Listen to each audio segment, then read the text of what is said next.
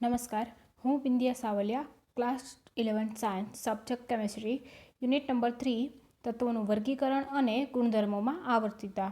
એમાં આજનો ટોપિક છે તત્વોની ઇલેક્ટ્રોનીય રચના અને આવર્ત કોષ્ટક વિશેનો અભ્યાસ આપણે કરવાનો છે.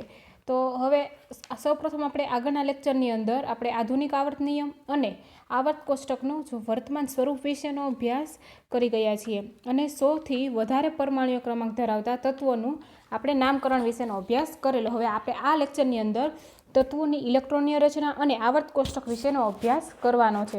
એટલે કે આવર્ત કોષ્ટકના જે આવર્તમાં ઇલેક્ટ્રોનીય રચના વિશેનો અને સમૂહના ઇલેક્ટ્રોન રચના વિશેનો આપણે અભ્યાસ કરવાનો છે. તો આગળના લેક્ચરમાં આપણે જોયું કે આધુનિક આવર્ત કોષ્ટક છે એ 2 ભાગમાં વહેંચાયેલું હતું. 7 આવર્ત હતા અને 18 સમૂહો હતા. રાઈટ. તો હવે એની અંદર કોઈ પણ પરમાણુમાં ઇલેક્ટ્રોનની ઓળખ છે એ આપણે 4 ક્વોન્ટમાર્કથી થઈ શકે છે, જે આપણે આગળમાં ચેપ્ટરમાં પ્રકરણ 2ની અંદર આપણે ચાલી ગયું છે. રાઈટ. તો એની અંદર જે મુખ્ય ક્વોન્ટમાર્ક n છે એને પરમાણુની મુખ્ય શક્તિસ્તર કે જેને આપણે શું કહેવાય છે, કોષ કહેવામાં આવે છે. રાઈટ. અને આપણે એ પણ જાણ્યું હતું કે પરમાણુમાં ઇલેક્ટ્રોન છે એ કેવી રીતે એની પેટાકોષની અંદર ભરાય છે. રાઈટ. કે જેને આપણે S, P, D અને F કક્ષકો કહી હતી. રાઈટ. તો પરમાણુમાં જે ઇલેક્ટ્રોનના વિતરણને આપણે શું કહેવાય છે કે પરમાણુમાં ઇલેક્ટ્રોનના વિતરણને ઇલેક્ટ્રોનીય રચના કહે છે. તો કોઈ અથવા તો આપણે આપવી વ્યાખ્યા તો આપી શકીએ કે પરમાણુમાં ઇલેક્ટ્રોનના કક્ષા અને કક્ષકોમાં કરેલા વિતરણને તેની ઇલેક્ટ્રોન રચના કહે છે. તો આમ કોઈ તત્વનું આવર્ત કોષ્ટકમાં સ્થાન તેમાં છેલ્લે ભરાનાર કક્ષકના ક્વોન્ટમાર્ક દર્શાવશે. રાઈટ. તો આ ભાગમાં આપણે તત્વોની ઇલેક્ટ્રોનીય રચના અને આવર્ત કોષ્ટકના જે વિસ્તૃત સ્વરૂપ વચ્ચેના સંબંધનો આપણે જાણવાનો પ્રયત્ન કરવાનો છે. તો સૌપ્રથમ આપણે જોઈશું કે હવે જે આવર્ત કોષ્ટક ઇલેક્ટ્રોનીય રચના છે, તત્વોની ઇલેક્ટ્રોન રચના એ 2 રીતે રજૂ કરવામાં આવે છે. આવર્તનીય ઇલેક્ટ્રોન રચના અને સમૂહ પ્રમાણે ઇલેક્ટ્રોન રચના. તો સૌપ્રથમ આપણે સ્ટાર્ટ કરીશું આવર્તમાં ઇલેક્ટ્રોન રચના. રાઈટ. તો આવર્તની અંદર આપણે ઇલેક્ટ્રોન રચનાનો અભ્યાસ કરવો છે તો આપણે સૌથી પહેલાં આપણે આવર્તના ઇલેક્ટ્રોન રચનાનો અભ્યાસ કરવાનો છે. તો આવર્તના જે તત્વની ઇલેક્ટ્રોન રચના છે એમાં કોઈ પણ તત્વને માટે ઇલેક્ટ્રોન રચના છે એ તત્વની બાહ્યતમ કક્ષાની ઇલેક્ટ્રોન રચનાનો આપણે અભ્યાસ કરીશું. તો આપણને દરેક વખતે આપણને એક જ મુખ્ય ક્વોન્ટમાર્ક છે એ એક જ પ્રકારનો મળશે. એટલે કે એ બદલાશે નહીં. કેવો રહેશે? અચળ રહેશે. તો આપણે જોઈએ કે કોઈ બીજી રીતે કહી શકીએ કે કોઈ એક જ આવર્તમાં તત્વનો પરમાણ્વીય ક્રમાંક વધશે તો એનો n છે એનું મૂલ્ય કેવું રહેશે? અચળ રહેશે. પરંતુ ઇલેક્ટ્રોનની સંખ્યામાં શું થશે? વધારો થશે. રાઈટ. તો હવે આવર્તક્રમનું મૂલ્ય છે તો એ આવર્તક્રમનું મૂલ્ય એ જે તે બાહ્યતમ કક્ષા અથવા તો એ સંયોજકતા કક્ષા એનનું મૂલ્ય દર્શાવે છે.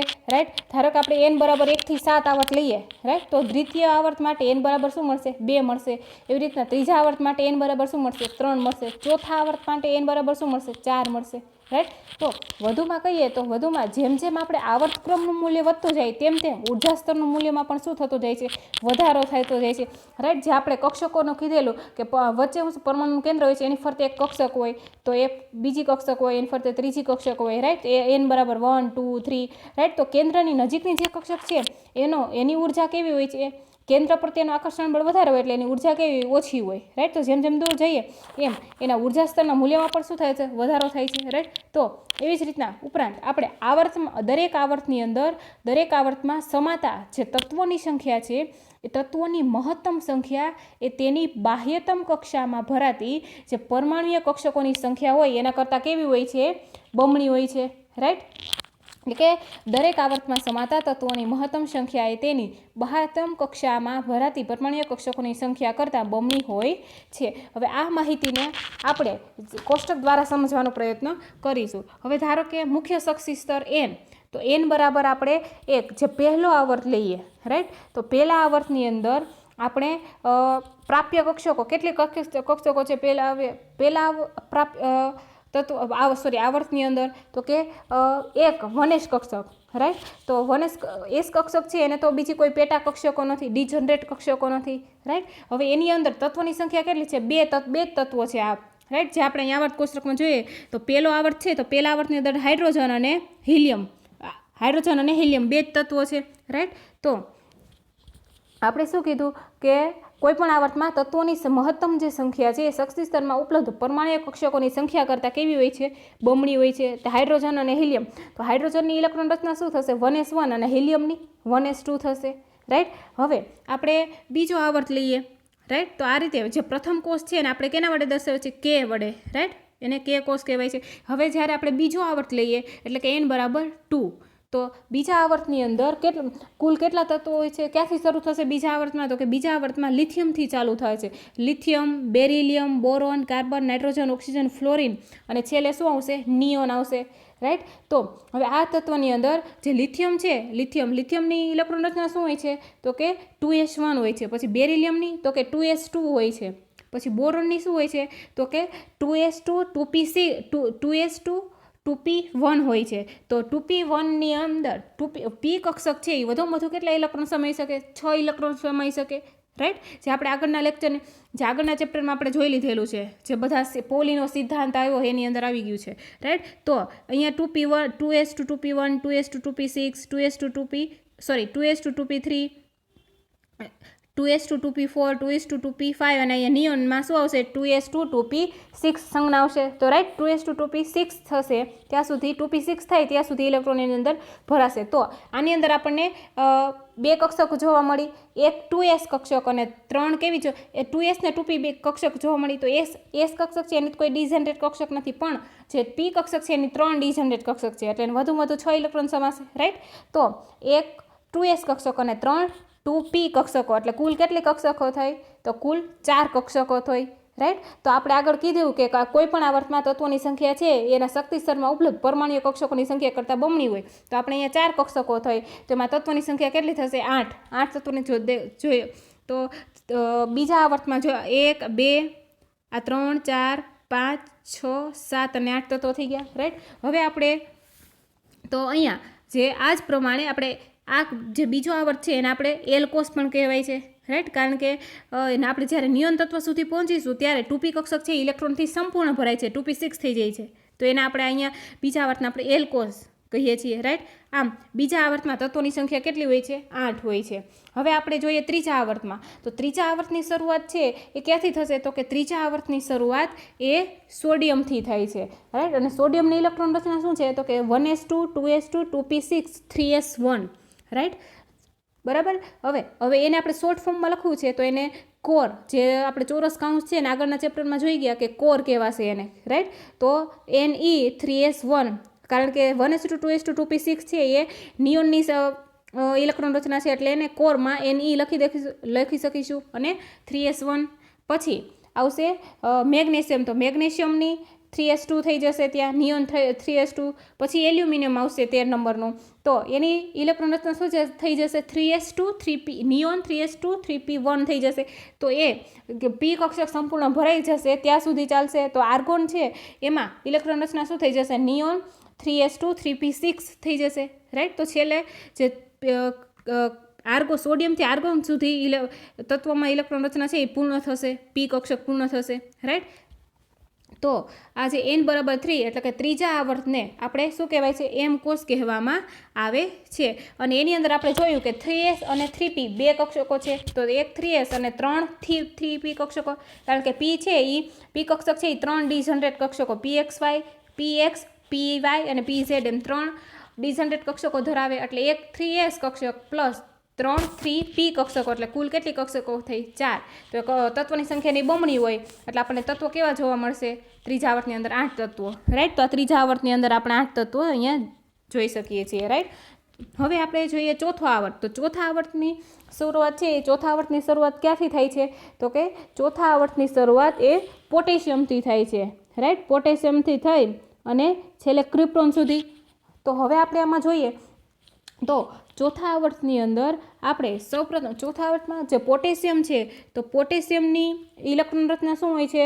જે બાહ્યતમ કક્ષામાં ઇલેક્ટ્રોન રચના તો 4s1 હોય છે, રાઈટ. પછી આવશે કેલ્શિયમ, તો કેલ્શિયમની ઇલેક્ટ્રોન રચના શું છે? બાહ્યતમ કક્ષામાં ઇલેક્ટ્રોનની રચના તો કે 4s2 હોય છે, રાઈટ. હવે જ્યારે પછી આવી જશે આપણે ડાયરેક્ટ સ્કેન્ડિયમ. તો અહીંયા આપણે એની સ્કેન્ડિયમ છે એની બાહ્યતમ કક્ષામાં ઇલેક્ટ્રોન રચના 3d1 4s2 હોય છે. તો આપણે અહીંયા જોઈએ કે 3d1 કક્ષક ચાલુ થઈ ગઈ છે. તો ડી કક્ષકમાં વધુમાં વધુ કેટલા ઇલેક્ટ્રોન સમાઈ શકશે? 10 ઇલેક્ટ્રોન સમાઈ શકશે. તો 3d1 થી 3d10 સુધી થશે. તો 21 થી 30 પરમાણ્વીય ક્રમાંક અહીંયા મળશે, રાઈટ. એટલે કે સ્કેન્ડિયમથી ઝીંક સુધી, એટલે ઝીંક છે એની ઇલેક્ટ્રોન રચના શું થશે? 3d10 4s2 થશે. તો આ જે 3d કક્ષક આવી એટલે એને શું કહેવાશે? સંક્રાંતિ તત્વો કહેવાશે. તો ચોથા આવર્તથી આપણે સંક્રાંતિ તત્વોની શરૂઆત થઈ છે, રાઈટ. તો અહીંયા 10 3d સંક્રાંતિ તત્વો જોવા મળશે અને પછી 4pમાં ઇલેક્ટ્રોન ભરાશે, રાઈટ. તો 4p કક્ષકમાં ઇલેક્ટ્રોન ક્યાંથી ભરાશે? તો કે ગેલિયમથી, રાઈટ, 31થી. તો એની ઇલેક્ટ્રોન રચના શું આવશે? 4s2 4p1 આવશે. મેક્સિમમ 4p કક્ષક છે એની અંદર 6 ઇલેક્ટ્રોન સમાશે, રાઈટ. એટલે 31 થી 36 એટલે કે ક્રિપ્ટોન સુધી, રાઈટ. ક્રિપ્ટોન સુધી આપણને 4s2 4p6 છે પી કક્ષક એ સંપૂર્ણ ભરાઈ જશે. એટલે કુલ હવે આપણે જોઈએ તો આપણને એક 4s કક્ષક જોવા મળશે, 5 ડી કક્ષકો જોવા મળશે, કારણ કે ડી કક્ષક છે એની ડિજનરેટ કક્ષકો કેટલી હોય છે? તો કે 5 હોય છે, રાઈટ. અને પી કક્ષકમાં 3 હોય છે એટલે આપણને એક 4s કક્ષક, 5 3d કક્ષકો જોવા મળશે અને 3 4p કક્ષક, રાઈટ. એટલે કુલ કેટલી કક્ષકો થઈ? 9 કક્ષકો થઈ. અને પરમાણુ કક્ષકોની સંખ્યા કરતાં જઈને તત્વોની સંખ્યા કેવી થશે? બમણી. એટલે કેટલા તત્વો જોવા મળશે? ચોથા આવર્તની અંદર 18 તત્વો જોવા મળશે. અને ચોથા આવર્તથી સંક્રાંતિ તત્વોની શરૂઆત થાય છે. હવે આપણે જોઈએ પાંચમા આવર્ત, રાઈટ. તો પાંચમા આવર્તની અંદર હવે આપણે જોઈએ કે પાંચમા આવર્ત છે એની શરૂઆત ક્યાંથી થાય છે? તો કે પાંચમા આવર્તની શરૂઆત એ આપણે અહીંયા જોઈ લઈએ રૂબિડિયમથી થાય છે, રાઈટ. તો હવે આપણે આની પાંચમા આવર્તની અંદર રૂબિડિયમની સંજ્ઞા જે એની બાહ્યતમ કક્ષામાં ઇલેક્ટ્રોનની રચના બાહ્યતમ કક્ષામાં રૂબિડિયમની ઇલેક્ટ્રોન રચના શું થશે? 5s1 થશે. પછી આવશે સ્ટ્રોન્શિયમ. તો એની ઇલેક્ટ્રોન રચના શું છે? તો કે 5s2 છે, રાઈટ. તો પછી ત્યારબાદ હવે આપણે અહીંયા જોઈએ જે પેલું રૂબિડિયમ, પછી સ્ટ્રોન્શિયમ છે, પછી આવશે યટ્રિયમ આવશે, રાઈટ. કે એની ઇલેક્ટ્રોન રચના શું આવી જાય છે? તો કે 4d1 5s2 ઇલેક્ટ્રોન રચના આવી જાય છે અહીંયા, રાઈટ. તો ત્યાંથી લઈ અને કેડમિયમ સુધી 48 કેડમિયમ, એની હવે ડી કક્ષક આવી ગઈ તો 1 થી 10 ઇલેક્ટ્રોન સમાશે. તો કેડમિયમ સુધી એની ઇલેક્ટ્રોન રચના શું થશે? તો કે 4d10 5s2 સુધીના 10 તત્વો. અને પછી 5p કક્ષક. તો 5p કક્ષકમાં જે ઇલેક્ટ્રોન છે એ ઇન્ડિયમથી એટલે કે 49 અહીંયાથી, તો એની બાહ્યતમ કક્ષામાં ઇલેક્ટ્રોન રચના શું થશે? 5s2 5p1 થી છેલ્લો તત્વો જે ઝેનોન સુધી, કારણ કે પી કક્ષક છે એ સંપૂર્ણ ભરાશે પછી જ આપણે છઠ્ઠો આવર્ત ચાલુ થશે, રાઈટ. તો 5p6 સુધી ઝેનોન સુધીના જે 6 તત્વો છે, રાઈટ. તો હવે આપણે આ જે ચોથો આવર્ત છે તો ચોથા આવર્તમાં આપણે 5s કક્ષક આવશે, 5 4d કક્ષક આવશે અને 3 4p કક્ષક આવશે, રાઈટ. તો કુલ કેટલી કક્ષક થઈ? 9. તો આમ જે પાંચમો આવર્ત છે તો પાંચમા આવર્તની અંદર આપણને તત્વોની સંખ્યા કેટલી જોવા મળશે? 18, રાઈટ. અને એને આપણે કોના વડે દર્શાવીએ છીએ પાંચમા આવર્તને? તો પાંચમા આવર્તને આપણે ઓ વડે ઓ કોષ પણ કહેવામાં આવે છે. પહેલા આવર્તને કે કોષ, બીજા આવર્તને એલ કોષ, ત્રીજા આવર્તને એમ કોષ, ચોથા આવર્તને એન કોષ અને પાંચમા આવર્તને શું કહેવાય છે? ઓ કોષ કહેવામાં આવે છે. હવે આપણે n બરાબર 6 એટલે કે છઠ્ઠો આવર્ત લઈએ. તો છઠ્ઠા આવર્તમાં પણ એમાં પ્રથમ 2 તત્વો કયા આવશે છઠ્ઠા આવર્તની અંદર?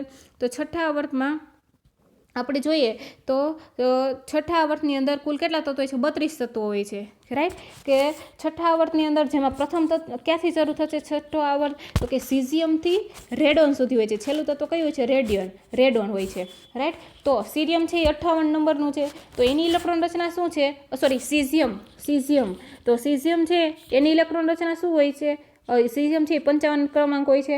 તો સીઝિયમની ઇલેક્ટ્રોન રચના બાહ્યતમ કક્ષામાં ઇલેક્ટ્રોન રચના 6s1 હોય છે. પછી 56 નંબરનો આવશે બેરિલિયમ. તો એની સંજ્ઞા શું હોય છે? 6s2 હોય છે. તો આ 2 તત્વો થઈ ગયા, રાઈટ. પછી હવે જે 57 નંબરનું તત્વ છે એમાં 5d કક્ષક ચાલુ થાય છે ભરાવાનું, રાઈટ. તો લેન્થેનમ, તો જે 57 લેન્થેનમ એની ઇલેક્ટ્રોન રચના શું આવશે? બાહ્યતમ કક્ષામાં ઇલેક્ટ્રોન રચના 5d1 6s2 થશે. તો ત્યારથી લઈ અને ડી કક્ષક સંપૂર્ણપણે ભરાવી જશે તો શું આવશે? મર્ક્યુરી સુધી. તો 5d10 6s2 થશે એની ઇલેક્ટ્રોન રચના, રાઈટ. પછી ઇલેક્ટ્રોન છે એ 4f કક્ષકમાં ભરાશે, રાઈટ. તો 4f કક્ષકમાં જે ઇલેક્ટ્રોન ભરાશે એટલે કે સીરિયમથી, જે આપણે આગળ આવર્ત કોષ્ટકની અંદર જોઈએ કે અહીંયા જે લેન્થેનમ છે તો એમાં 5d16s2 થી, હવે અહીંયા જે 4 બોથ પણ અહીંયાથી જે 57 પછી ડાયરેક્ટ 72 આવે છે, તો અહીંયા આપણે જે 58 નંબર જે સીરિયમ છે ત્યાંથી 4f કક્ષક ભરાવાનું ચાલુ થાય છે. તો 4f કક્ષક જે સીરિયમ એનો પરમાણુ ક્રમાંક 58 છે, એની ઇલેક્ટ્રોન રચના શું થશે? 4f2 5d10 6s2. તો f કક્ષક 4f કક્ષક અહીંયા આવે છે, રાઈટ. તો અહીંયા આપણે આવર્ત આંતર સંક્રાંતિ તત્વોની શરૂઆત થશે, રાઈટ, છઠ્ઠા આવર્તથી. તો હવે એફ કક્ષકમાં છે વધુમાં વધુ કેટલા ઇલેક્ટ્રોન સમાઈ શકશે? 14 ઇલેક્ટ્રોન. તો એફ 14 થશે ત્યાં સુધી ઇલેક્ટ્રોન સમાશે, એટલે કે 14 તત્વો આવશે. તો સીરિયમથી લ્યુટેશિયમ સુધી એટલે કે 71 સુધી, પરમાણુ ક્રમાંક 71 સુધી, એટલે લ્યુટેશિયમની ઇલેક્ટ્રોન બાહ્યતમ ઇલેક્ટ્રોન રચના શું આવશે? 4f14 5d1 6s2 આવશે, રાઈટ. તો આવી જ પછી છેલ્લે જે ઇલેક્ટ્રોન છે એ 6p કક્ષકમાં ભરાશે, કે 81 ટેલિયનથી આવશે, સોરી TL થી રેડોન સુધીના તત્વો આવશે. તો આમ જે છઠ્ઠો આવર્ત છે એમાં 6x કક્ષક, 4f પછી ભરાશે 5d અને પછી 6p કક્ષક ભરાશે. તો કુલ કેટલી 16 કક્ષક થઈ. તેમાં ઇલેક્ટ્રોન તત્વો કેટલા હોય છે?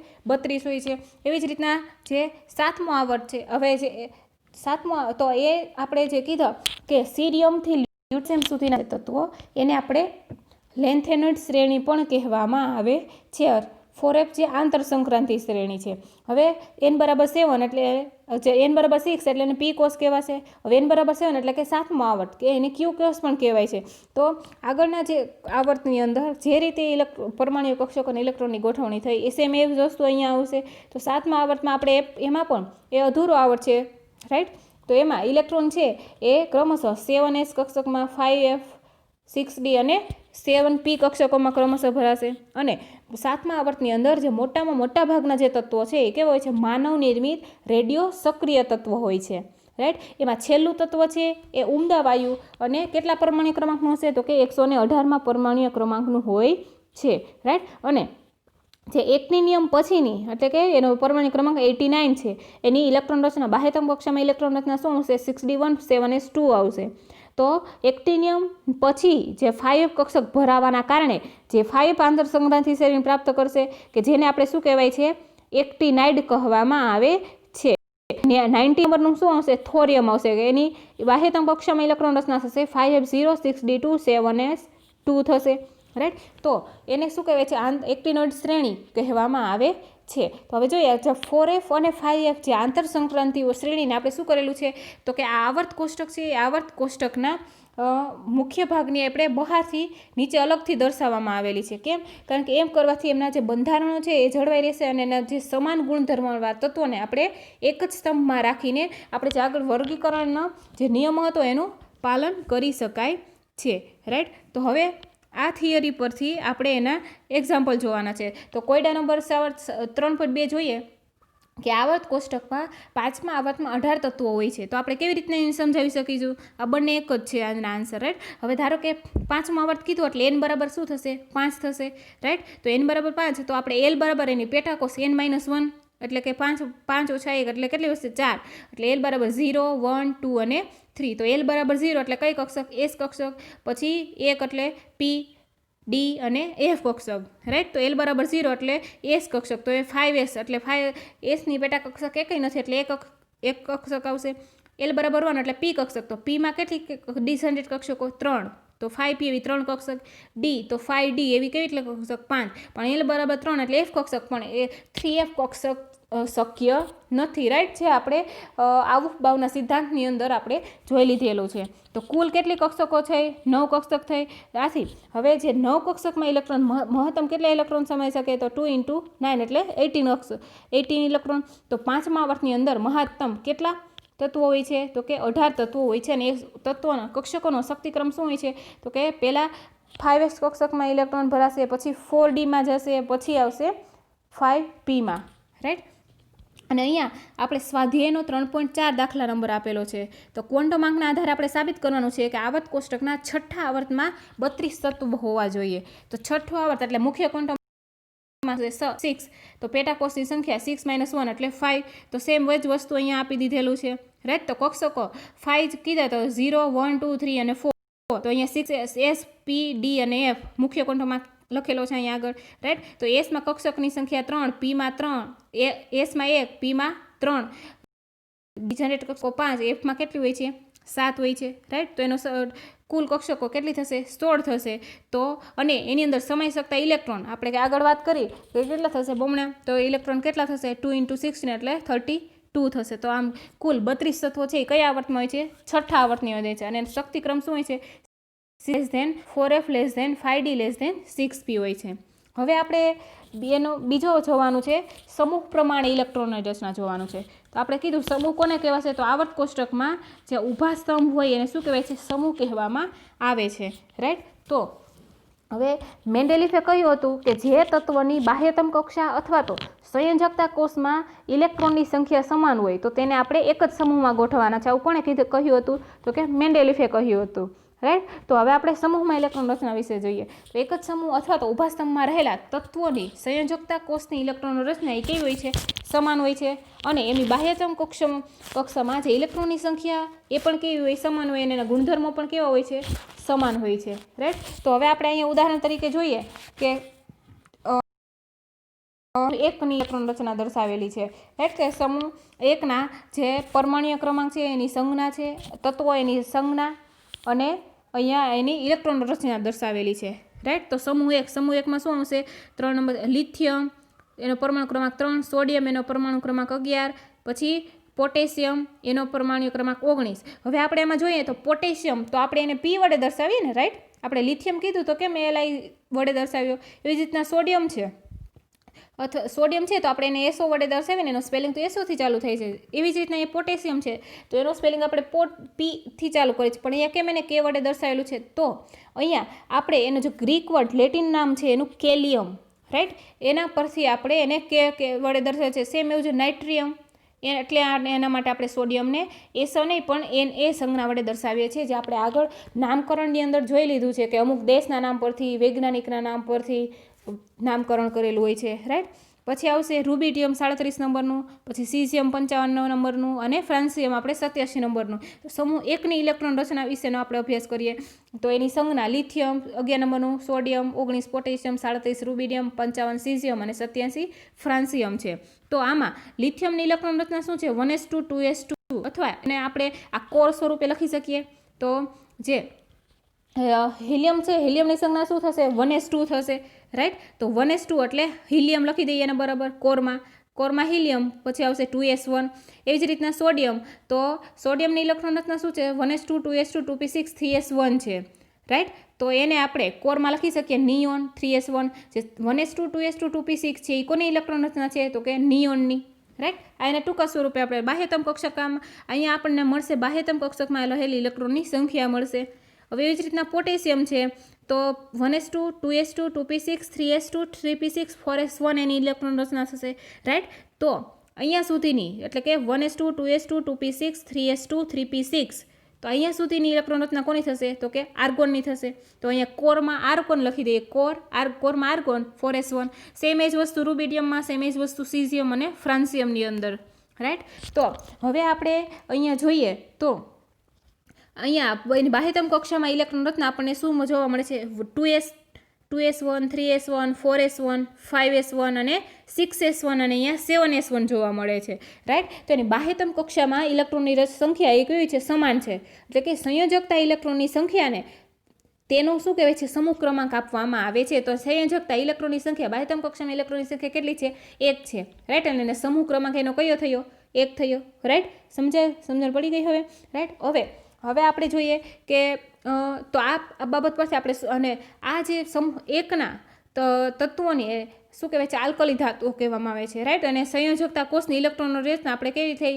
1 થઈ NS 2s1 3s1 4s1 5s1 6s1 અને 7s તો આને આપણે ઇલેક્ટ્રોન રચના દર્શાવી શકીએ NS1 વડે પણ દર્શાવી શકાય છે સેમ આવું જ વસ્તુ સમૂહ 2 માટે રાઈટ હવે આ પરથી શું આપણે જાણી શકાશે કે કોઈ પણ તત્વના ગુણધર્મ છે એ એના પરમાણ્વીય દળ પર આધારિત નથી પરંતુ શેના ઉપર આધારિત હોય છે તો કે એના પરમાણ્વીય ક્રમાંક ઉપર આધારિત હોય છે રાઈટ તો હવે આપ જોઈએ સમૂહમાં તો આ સમૂહ 1 છે તો સમૂહ 1 ને તત્વોને શું કહેવાય છે આલ્કલી ધાતુ તત્વો, સમૂહ 2 ના તત્વોને આલ્કલાઇન અર્ધ ધાતુ તત્વો, રાઈટ। પછી જે સમૂહ 3 થી જે સમૂહ 12 છે તો એ તત્વોને આપણે ડી અને એફ વિભાગના તત્વો છે અને એને આ સંક્રાંતિ તત્વો અને એફ વિભાગના જે આંતર સંક્રાંતિ તત્વો કહેવામાં આવે છે।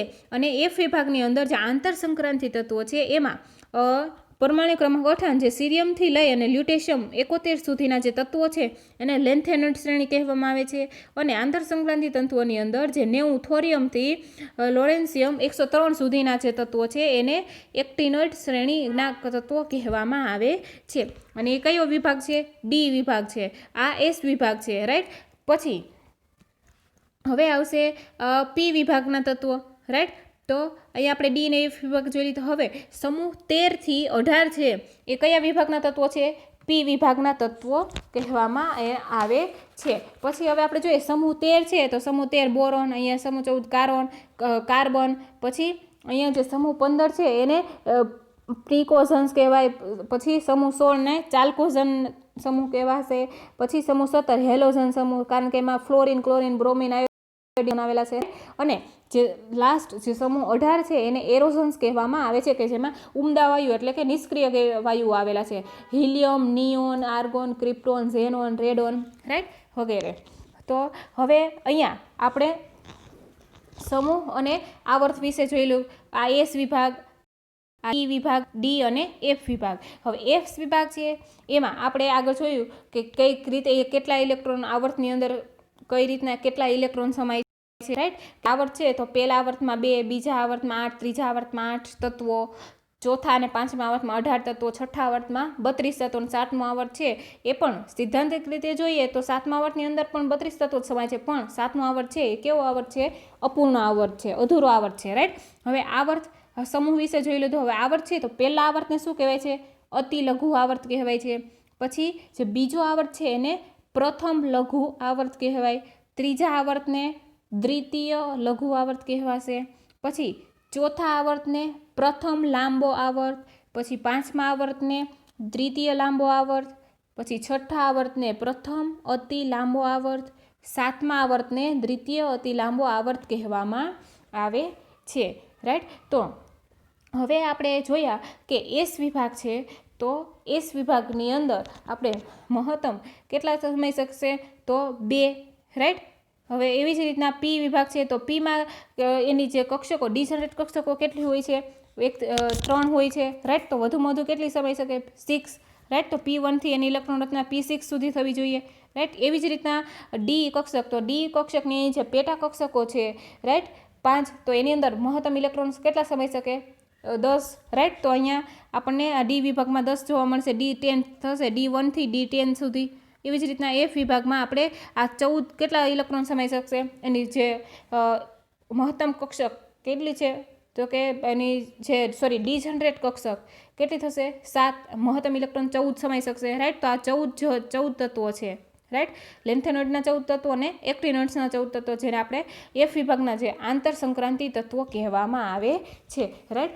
તો આપણે આવર્તની ઇલેક્ટ્રોન રચના અને સમૂહમાં ઇલેક્ટ્રોન રચના વિશેનો અભ્યાસ કરેલો છે। હવે આપણે જોઈએ કે હાઇડ્રોજનથી હિલિયમ, હાઇડ્રોજન અને હિલિયમ, પછી બીજા આવર્તમાં લિથિયમથી નિયોન સુધી, ત્રીજા આવર્તમાં સોડિયમથી આર્ગોન, ચોથા આવર્તમાં પોટેશિયમથી ક્રિપ્ટોન, પાંચમા આવર્તમાં રૂબિડિયમથી ઝેનોન, છઠ્ઠા આવર્તમાં સીઝિયમથી રેડોન અને સાતમા આવર્ત જેમાં ફ્રાન્સિયમથી 118 નંબરનું જે તત્વ આપણે કીધું કે ઉમદા વાયુ તરીકે વર્તે છે, રાઈટ। તો એટલા વિશેનો અભ્યાસ આપણે કરેલો છે અને સમૂહની અંદર ઇલેક્ટ્રોન રચના અને આવર્તમાં ઇલેક્ટ્રોન રચના વિશેનો અભ્યાસ કર્યો છે। હવે આપણે નેક્સ્ટ લેક્ચરની અંદર આપણે ઇલેક્ટ્રોનની રચના અને તત્વોના પ્રકાર કે જે એસપી ડી અને એફ વિભાગના તત્વોનો વિશેનો અભ્યાસ આપણે કરવાનો છે અને એની લાક્ષણિકતા વિશેનો પણ અભ્યાસ આપણે કરવાનો છે।